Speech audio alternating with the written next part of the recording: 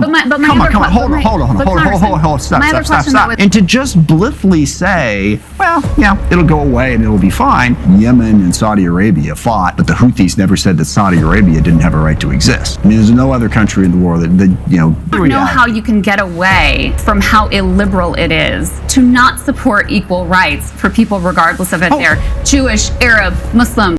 I mean, there's no other country in the world that you know, Yemen and Saudi Arabia fought, but the Houthis never said that Saudi Arabia didn't have a right to exist. Okay, very existence wasn't on the line. You know, when Israel came into being, from that very moment, they have been attacked constantly. And yeah, it comes down to a fundamental question: does Israel have a right to exist? Now, I'll tell you, and this is absolutely the DSA position, is that they don't. Okay. Let's pause on that. I want to get to the DSA, and I don't want to fight you on all of this, but I want you to get to your point. I got to get through this. Yeah, I got to get through this. Okay. So, you know, if you have a situation where Israel is threatened on all sides, and I know it's like, well, no, it's not saying they don't have a right to exist, just they have to let all the Palestinians back in, and then effectively the Jews no longer control Israel. Okay. I'm sorry, but don't you like, isn't the idea of equal rights for all ethnicities something that you, in theory, support as a Democrat? Well, sure, but the practical result of this is, if you say there should be equal rights within Israel, but if Israel allows it, they cease to exist as a country. No, they cease to exist as a Jewish ethno-state. That's very different from ceasing to exist as a country. Oh, come on.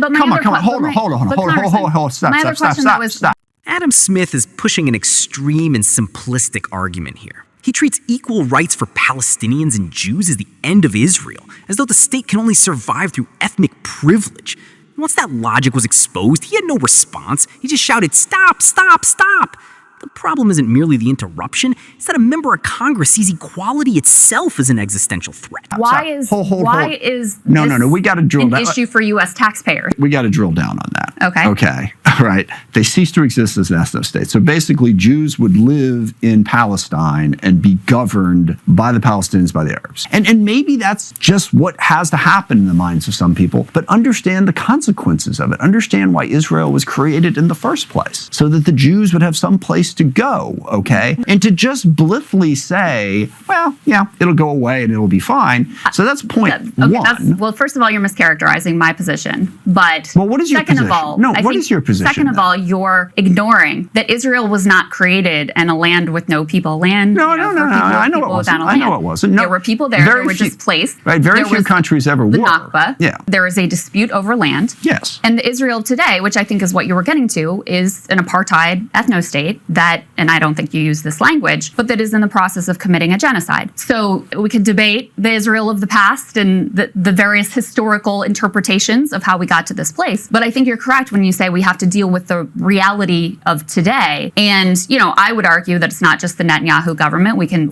certainly argue that point. Fair. But, you know, we have Jake Sullivan, who just came out and said that he regrets the Biden policy of the bear hug. He thinks they should have done more to restrain Israel. And I'm wondering if you have any regrets, because now you're voting in a somewhat different way, you know, both with the NDAA shift in position, with the Massey Amendment saying, hey, we should block aid. I want to send a message to Netanyahu. At the peak of the Gaza onslaught, you had a complete siege. You had entire neighborhoods that were leveled. They created the largest population of child amputees. Do you have any regrets about your votes during that time period? I don't, because everyone forgets about October 7th. Everyone forgets about what Hamas and Hezbollah and Iran have done. And their desire is to wipe out the state of Israel and all the Jews living there. Is that not? I mean, that's in Hamas's charter, and Hamas is still extant. They're still doing that. I don't like the way Israel decided to defend themselves, but the solution being proposed is, and this is the consequence of what you're saying, is, sorry, you know, we had this idea back in 1948. We were going to give you a state, and that way you could protect yourself against all these attacks. Didn't work out, so go back to Europe, go wherever. This just isn't going to work anymore. I think the question, and I don't think you understand how difficult that is to just go, yeah, I guess that's fine. Because no, I think the question, let me, and this is not, you know, this is my perspective, but I think this is also what the Democratic Party base in particular, and most of the country view at this point, is why should our tax dollars, given all the things in the world and all the things in our country, that's why I voted for the Massey Amendment. You know, spent in much more effective ways. Exactly. Why should that be going to prop up an ethno-state that is an apartheid state? And I wonder if you agree with that characterization, that has been committing, if you don't want to say genocide, certainly war crimes with that tax money. But that's fine. Yeah. Look, no,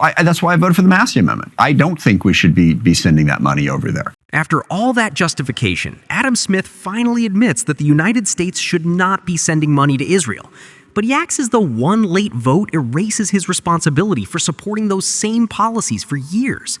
That isn't courage. It's a retreat made only after the political cost of his previous position became too great to ignore. But look, I have concerns about Hamas, about Hezbollah, that people don't seem to share. You know, let's say that this plays out the way you describe, and okay, there is no Jewish ethno-state, and the consequence of that is there is no Jewish state. Basically, you have the Palestinians, as they would now be governing that area, and that means Hamas would be governing that area. Do you have any problem with that? Do you have any problem with Hamas suddenly becoming a much more powerful entity and having the country, you know, from the river to the sea, if you will now be a Hamas-run state on the Mediterranean? Are you okay with that? First of all, I'm not convinced that that would be the reality. Well, but how second would it, of all, how would it not be I don't the know reality? how you can get away from how illiberal it is to not support equal rights for people regardless of if they're Jewish, Arab, Muslim, Christian, Totally et cetera. with you. Look, and then the other piece is, but I mean, Hamas listen, doesn't support equal rights either. But do you support a two-state solution? Is that your idea? Look,